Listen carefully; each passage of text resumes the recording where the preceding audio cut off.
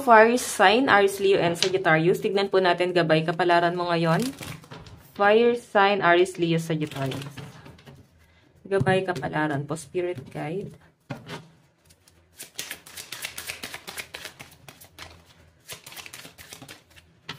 Okay, so fire sign, meron tayong practically. Medyo nagiging mahigpit kayo sa pera ngayon, mas nagiging practical ang mga fire sign, no? So, pinapakita rin sa akin, guys, ikaw yung tipo ng tao ngayon na hindi ka basta-basta mauutakan, no?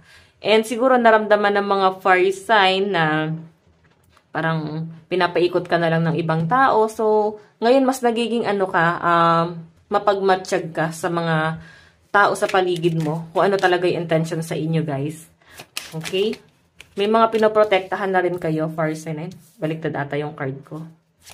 And parang limit na rin yung mga tinutulungan ng mga fire sign. So, I think, guys, ito ha, marami kang na-achieve. Kaya maraming tao ang na-attach po sa inyo. Like, dahil nga marami kang achievement, gusto nila, guys, mahawahan ng blessing mo or matuto kung paano ka, guys, naging blessed ng ganito.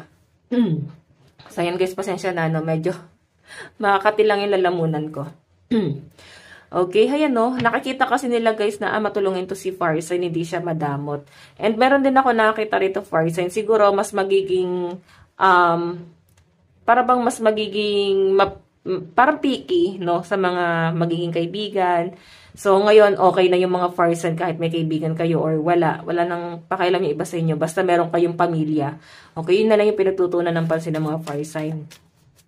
And ito nga guys, siguro may nanunumbat sa inyo sa pagiging matulungin nila, sa mga itinulong nila sa inyo guys. Siguro may mga naitulong ka rin naman, pero hindi kagaya ng naitulong sa inyo nitong taong to na tinulungan ka sa financial. Pero ikaw kasi pwedeng action naman yung naitulong mo sa kanila guys. Kumbaga, hindi siguro nila guys nakikita yung mga tulong na ginawa mo para sa kanila. Okay, ang nakikita lang nila guys is yung tulong na ginawa nila para sa'yo.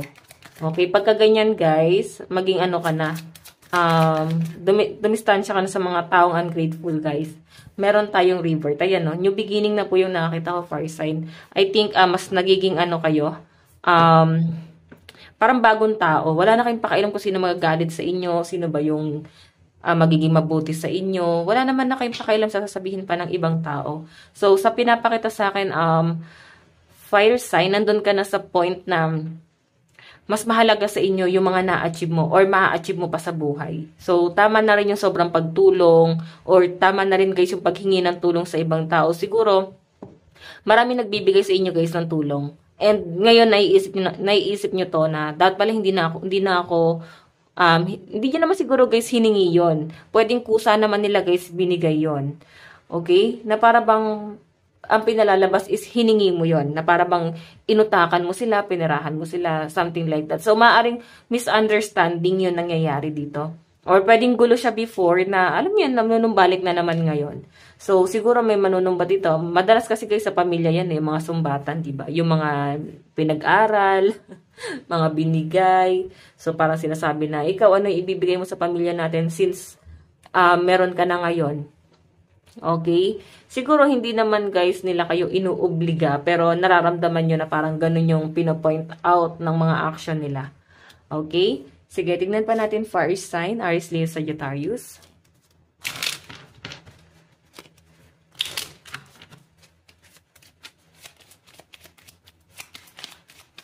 Overall energy, spirit guide.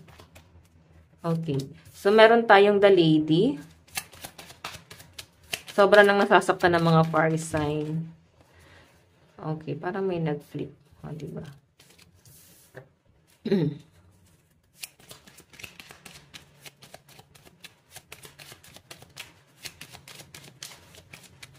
Fire sign.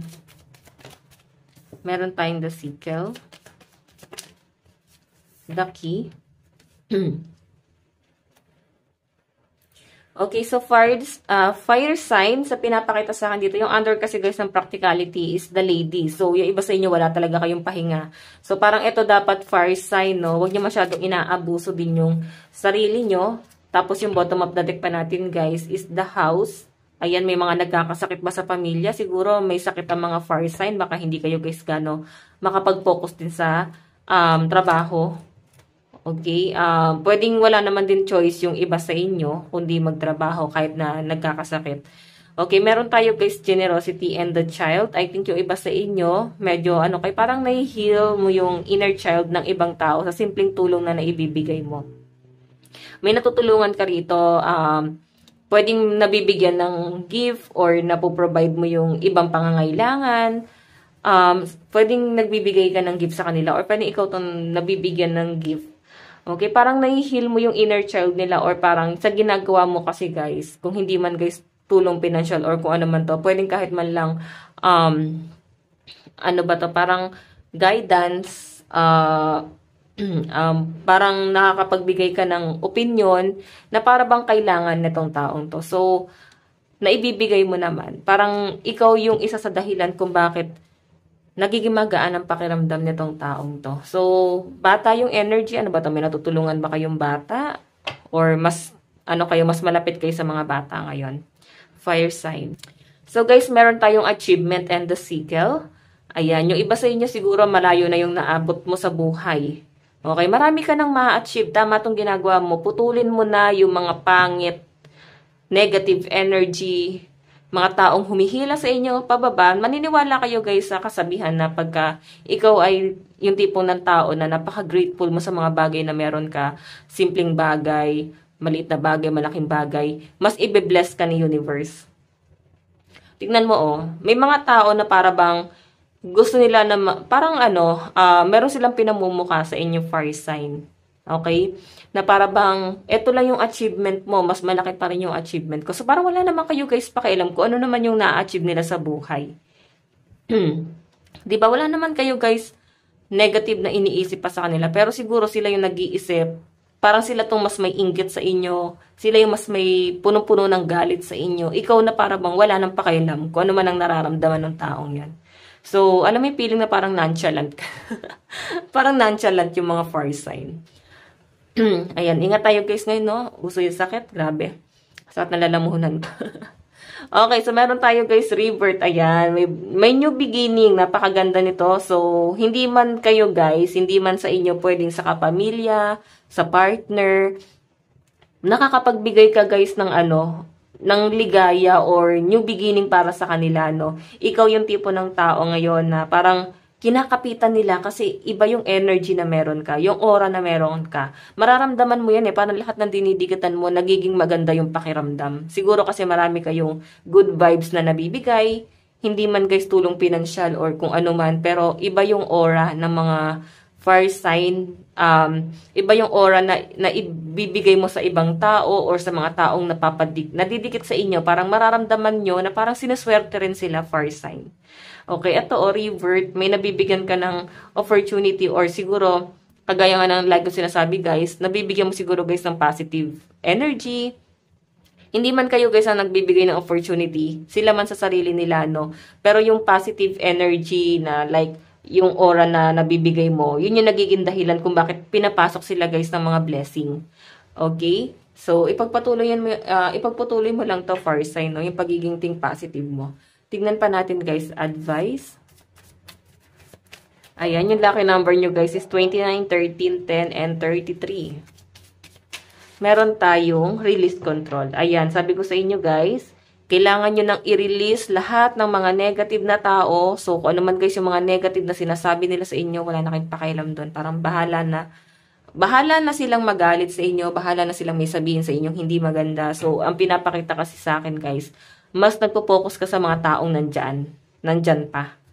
Okay, tingnan pa natin. Meron tayong enchanted, childlike wonder, pay gateways. Okay, enchanted. Enchanted to meet you. Parang kanta ni Taylor Swift. Okay, ayan, kantahin nyo na lang guys. Ayoko nang kumanta, masakit lalamunan ko. Okay, so guys, ito lang naman po ang inyong reading. Bukas po ulit. God bless and love you all. Bye-bye.